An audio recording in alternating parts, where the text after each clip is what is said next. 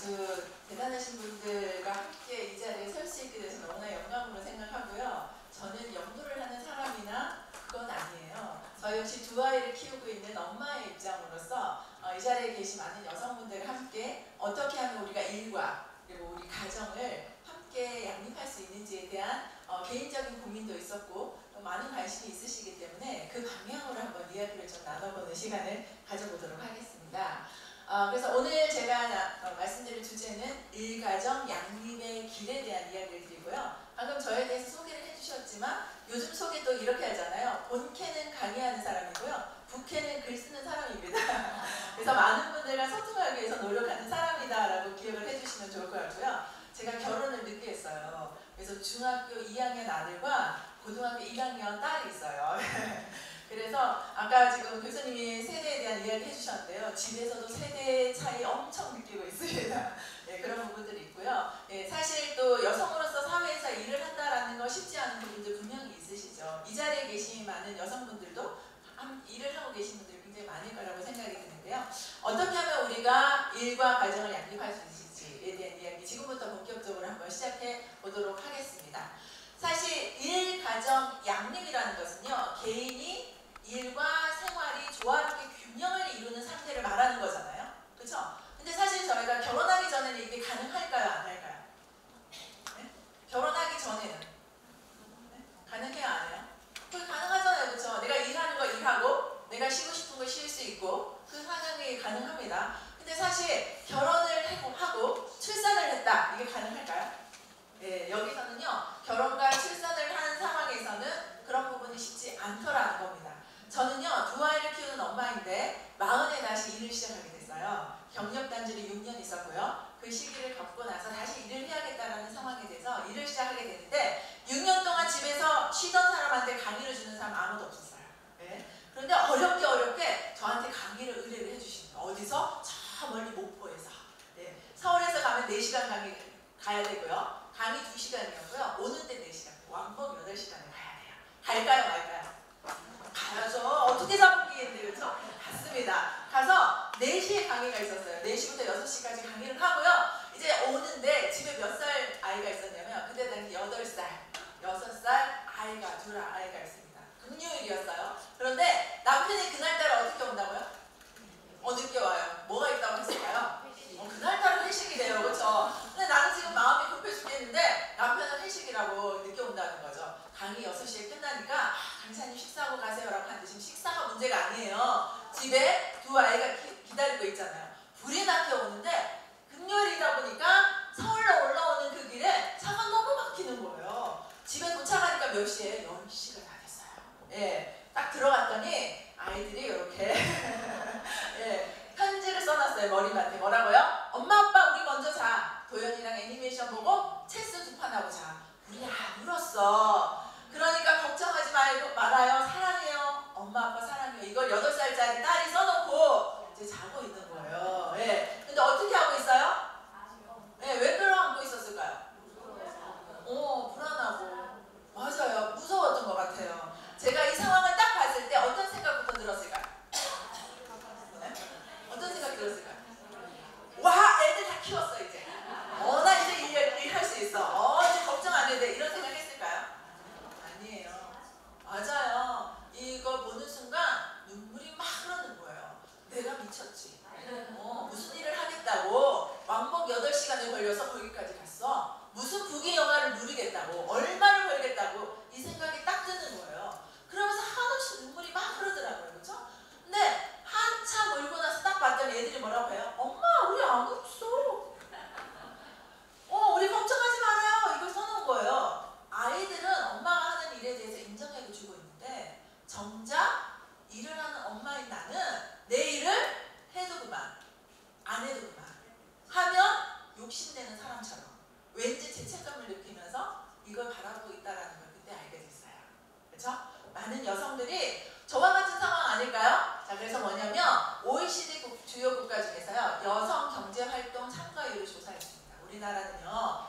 2021년 기준으로요. 몇 퍼센트? 여기 관련도 59.9%. 평균이 몇 퍼센트냐? 64.8%예요. 그러면 우리가 OECD 국가들 평균보다 점수가 낮죠? 더 중요한 건 38개국 중에서 우리가 31위에 있어요. 더 중요한 건요. 옆에 보면 여성 고용률을 보면요. 20대가 되면요. 고용률이 확 높아지죠. 30대부터 확 꺾여요. 왜 그럴까요?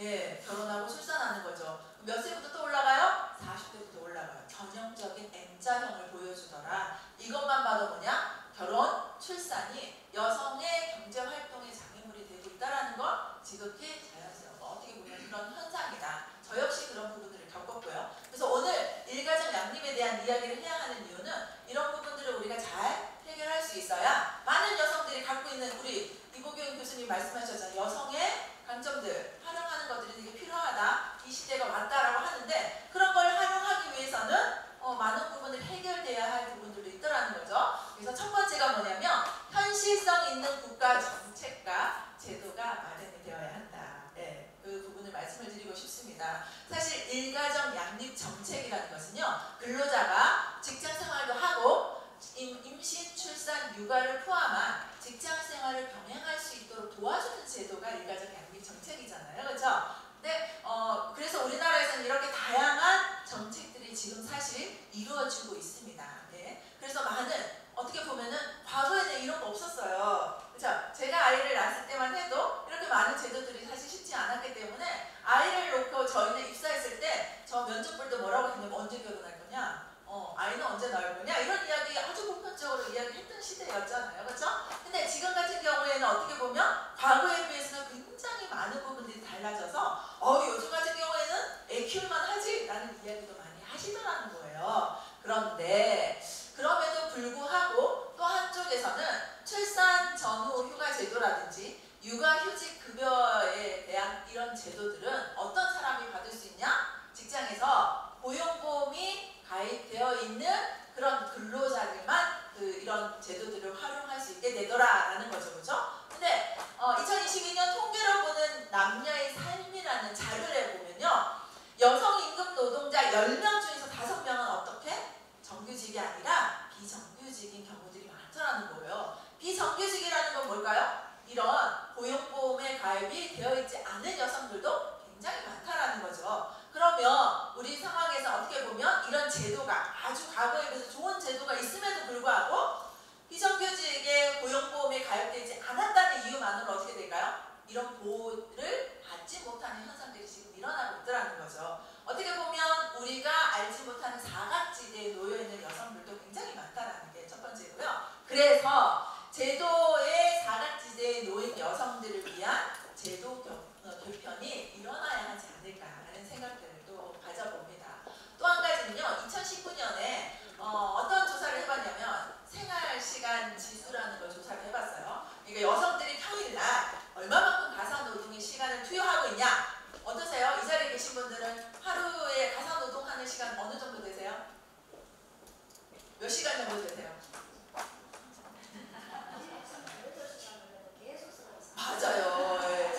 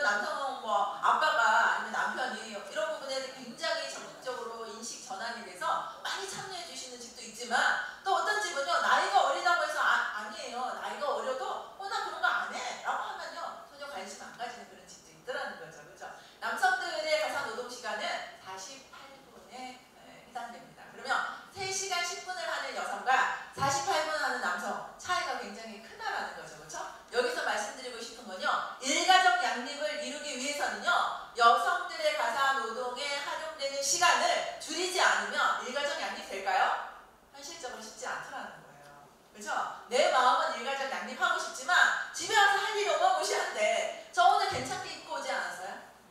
그죠? 그럼 제가 집에 가면 가장 먼저 하는 행동이 뭘까요? 옷 갈아입을까요?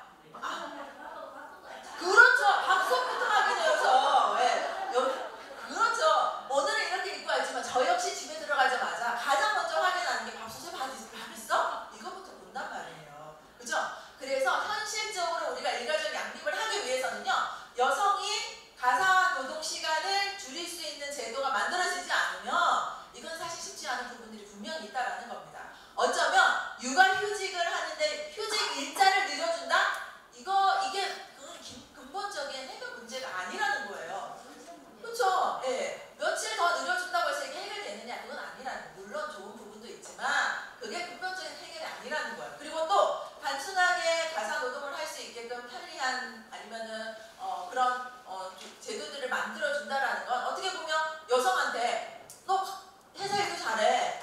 가사노동 할 수 있게 이렇게 편하게 우리 제도 만들어주니까 넌 가사 일도 잘해. 둘 다 잘하라는 그런 또 이중적인 또 것들을 우리한테 요구하는 것일 수도 있다라는 거예요. 그러면 이제 뭐가 해결책이냐? 그래서 중요한 건 여성들이 가사노동을 잘할 수 있게 정책을 만들어주는 것도 필요하지만 누가 참여할 수 있게?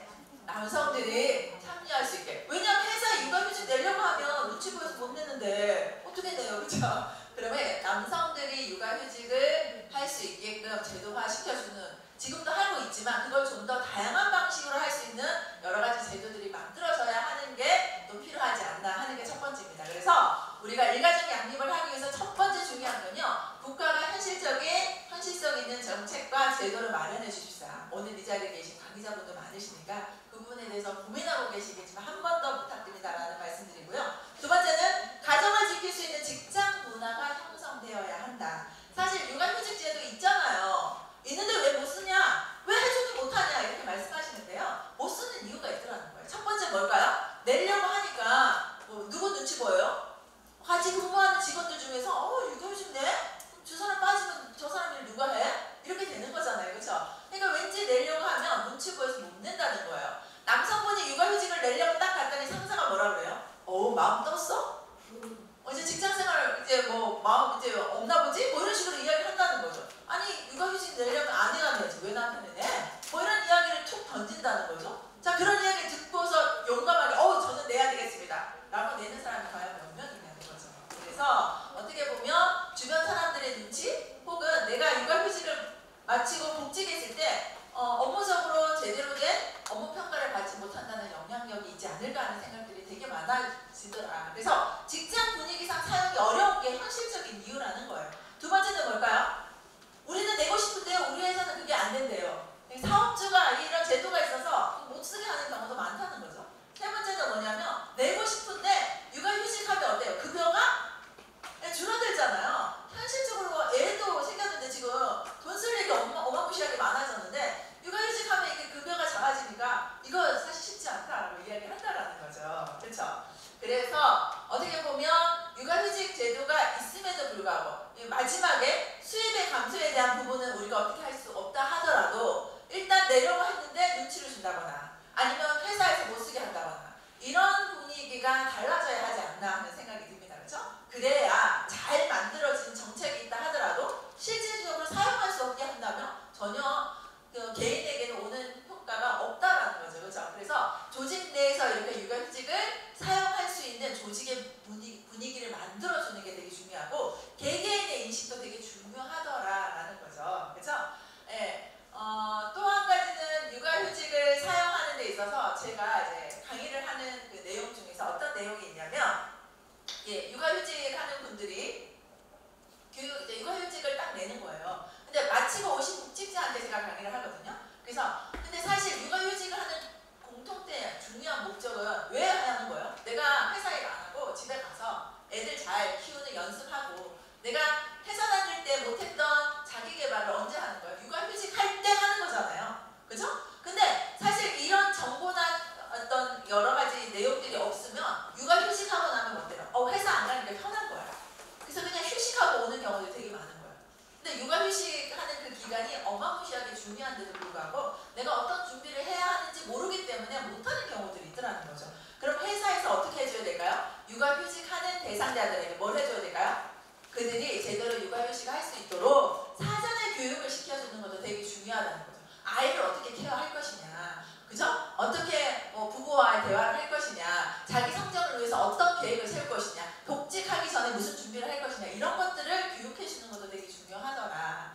자, 그리고 마지막은 이제 뭐냐, 이 중요한 정책도 있고 회사에서 그렇게 육아휴직을 쓰라라고 하지만 이 두 가지가 내 모든 그 어려움을 다 해소해 줄 수는 없더라. 그러면 누구의 노력이 필요하다? 개인의 노력이 필요하더라. 그래서 육아에 대한 이야기를 물어봤더니 엄마들은요, 독박 육아가 가장 머릿속에 떠오른다는 거예요. 그럼 아빠들은 뭐에 대해서 육아하면 뭐가 떠오르냐? 모른다가 떠오른다는 거예요. 예, 그러니까 모르니까 어렵고 안 한다라는 거죠, 그렇죠? 그래서 여기서 중요한 건 육아휴직을 쓰는 남성들이 과거에 비해서 2010년에 비해서 20배나 늘어났지만 10배나 20배나 늘어났지만 아직까지 육아휴직을 쓰는 사람은 아빠보다는 엄마다.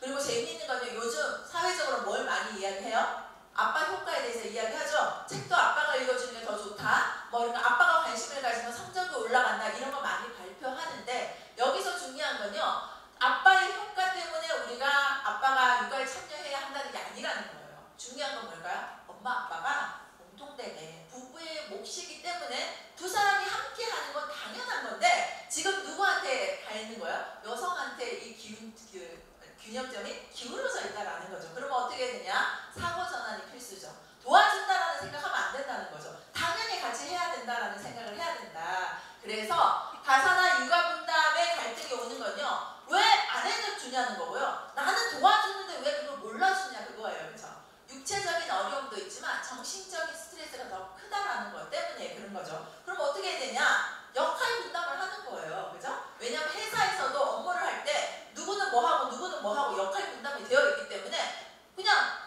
당연히 내가 할 일이라고 생각하니까 그 일을 잘하게 되는 거잖아요. 똑같이 해요. 우리가 뭘 만들어야 된다? 우리가 조직 안에서 어떻게 그렇게 역할 분담을 하는 것처럼 우리가 가사 업무도 누가 어떤 업무를 할지 정하는 거예요. 아이를 씻기는 건 누가 하는 거다? 아빠가 하자. 그럼 아빠가 할 때 아이 씻기는 것만 하는 게 아니라 아이를 씻기기 위해서 뭐도 필요해요?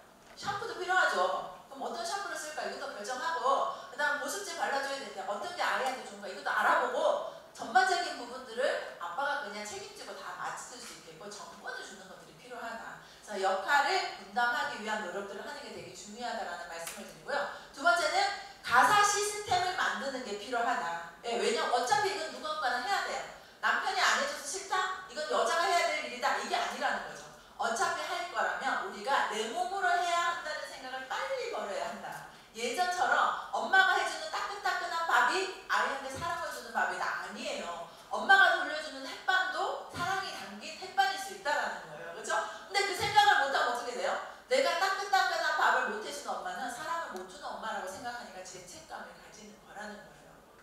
맞잖아요? 그렇죠? 그래서 뭐냐면 우리가 가사나 육아 리스트를 만들어야 하는 이유도 이렇게 많은 가정의 상황들이 있는데 이걸 한 사람이 한다는 건 당연히 부당한 일이 아닐까요? 그렇죠?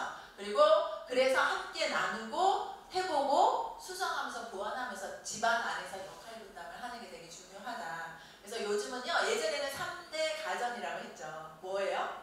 세탁기, 냉장고, TV가 필요했지만 지금은 3신 가전이 필요한 세상이 왔다. 3신 가전은 뭐라고요? 로봇 청소기, 식기세척기, 세탁 건조기. 그래서 여기서 말하고 싶은 건 뭐냐면 내 몸으로 노동력으로 하려고 생각하지 말고 이렇게 좋은 것들을 활용해서 시간을 아껴라. 그래서 30대, 40대 아이에게 손이 많이 가는 시기에는요, 내가 돈을 주고 뭘 사야 돼요? 시간을 사야 하는 시기다 라는 걸 꼭 기억하셨으면 좋겠습니다. 그래서 김승호 회장님이 돈을 버는 능력, 굴리는 능력도 중요하지만 잘 쓰는 능력도 중요하다고 했잖아요. 돈을 왜 버는 거예요? 행복하려고 버는 거잖아요. 행복하려고, 그죠? 행복하려면 어떻게 해야 돼요? 내가 행복한 시간을 마련하려면 집에서 저녁에 있는 삶이 필요한 거죠. 그러면 어떻게 돼요? 설거지하는 시간을 줄여서 그때 누구하고? 남편하고 아이들하고 대화 나누시는 거예요. 그렇죠? 그래서 가사도 효율적인 가사 업무를 해서 이왕이면 내가 해야 된다면 내가 하는 일을 빨리 줄여서 이걸 다른 사람도 할 수 있게끔 시스템화하는 게 되게 중요하더라.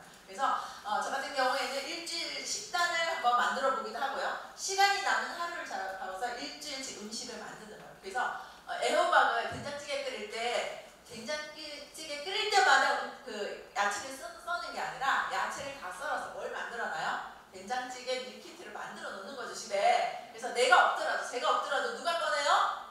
아이들이나 남편이 꺼내서 넣고 물만 부어서 끓일 수 있게 이렇게 시스템화하는 것들은 되게 중요하더라. 그래서 우리가 일가족 양립을 하기 위해서 세 가지. 저는 국가의 아주 현실적인 정책도 필요하고, 두 번째는